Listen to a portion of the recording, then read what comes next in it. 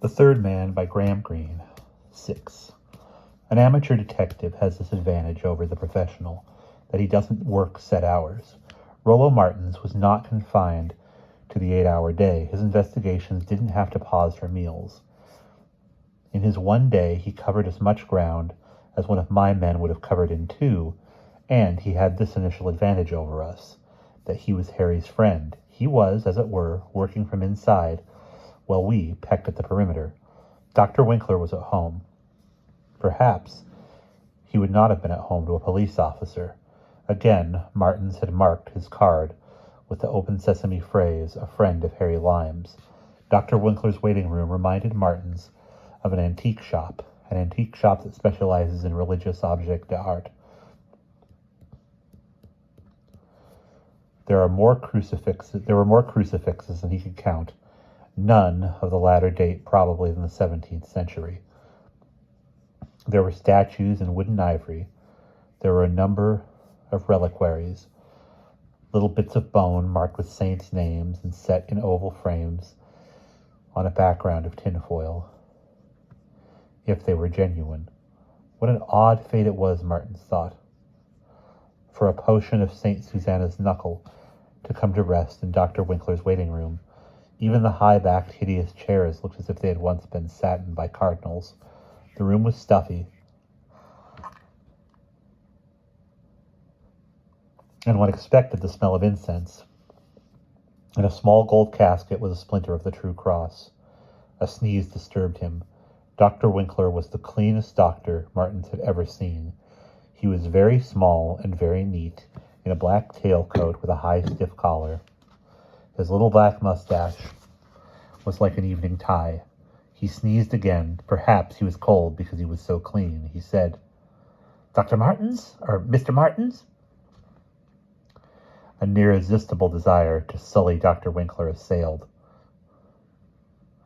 Rollo Martins. He said, "Dr. Winkle? Dr. Winkler, you've got an interesting collection here."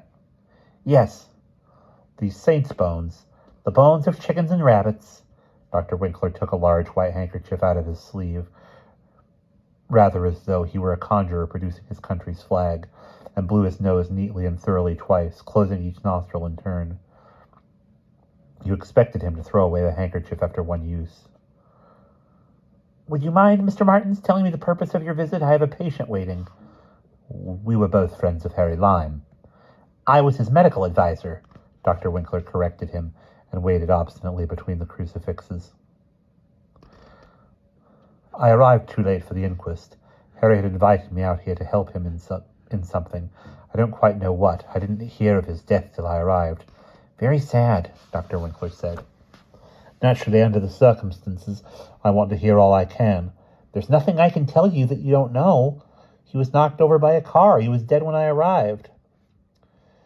"Would he have been conscious at all?" "I understand he was for a short time while they carried him into the house." "In great pain?" "Not necessarily." "Are you quite certain that it was an accident?" Dr. Winkler put out a hand and straightened the crucifix. "I was not there. My opinion is limited to the cause of death. Have you any reason to be dissatisfied?" The amateur has another advantage over the professional. He can be reckless. He can tell unnecessary truths and propound wild theories. Martin said, "The police have implicated Harry in a very serious racket. It seems to me that he might have been murdered or even killed himself." "I am not competent to pass an opinion," Dr. Winkler said. "Do you know a man called Kula?" "I don't think so." "He was there when Harry was killed." "Then of course I have met him. He wears a toupee." "That was Kurtz." Dr. Winkler was not only the cleanest, he was also the most cautious doctor that Martins had ever met. His statements were so limited that you could not for a moment doubt their veracity. He said, "There was a second man there. If he had to diagnose a case of scarlet fever, he would, you felt, have diagnosed himself to a statement that a rash was visible, that the temperature was so-and-so. He would never find himself in error at an inquest." "Had you been Harry's doctor long?" He seemed an odd man for Harry to choose. Harry liked men with a certain recklessness, men capable of making mistakes. "For about a year." Well, it's good of you to have seen me. Dr. Winkler bowed. When he bowed, there was a very slight creak as though his shirt were made of celluloid. I mustn't keep you from your patients any longer. Turning away from Dr. Winkler, he confronted yet another crucifix, the figure hanging with its arms above the head, a face of elongated El Greco agony. That's a strange crucifix, he said. Jansenist, Dr. Winkler commented and closed his mouth sharply, as though he had been guilty of giving away too much information.